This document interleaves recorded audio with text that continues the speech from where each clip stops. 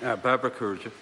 Thank you, Mr Speaker. It's a pleasure to take a call on this bill. I totally support the work of the New Zealand Foundation of the Blind, and it was really fitting today as the emails came through earlier on this afternoon, an email around Blind Week and the collection, so asking for volunteers to go out with their buckets and helping with the collection week.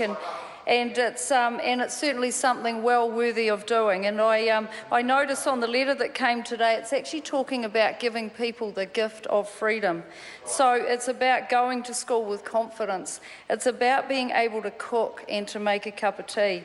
It's about being able to use new technology and equipment. And all of this stuff actually goes into the fantastic work that the people at the Foundation of the Blind do. So it's great to be able to see them being separated from where they were in the past around a piece of legislation. They're quite capable of doing what they need to do in the interests of their people. I just also wanted to make mention while I was here, while we are talking about disability groups and those that work for people with impairments, just recently I also visited the hearing dogs for the deaf, where they actually train those. And again, it's about giving the people freedom. So if you ever want to go into a place where you're going to be made feel totally welcome, go to Taranaki, visit the hearing dogs for the deaf.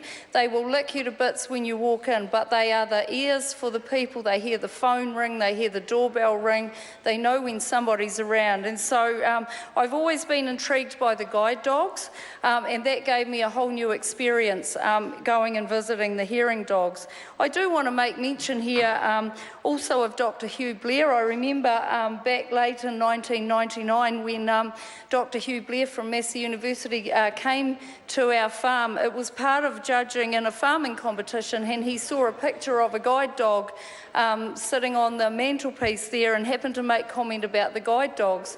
And while I'd done a whole lot of work around genetics and dairy animals, Dr. Hugh Blair was one of the people that actually did a lot of work around genetics and guide dogs. And so there are certain traits within guide dogs that actually make them better guide dogs. So, you know, it's... And sort of as I did with the previous member, I'm going to interrupt and say that it is really interesting, but it's not relevant.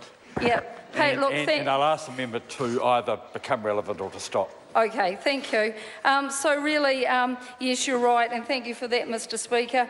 So all I really wanted to say today is that it is a pleasure to be supporting this. I do support the great work. I do encourage people to get out and collect from them, and I commend this bill to the House. Thank you.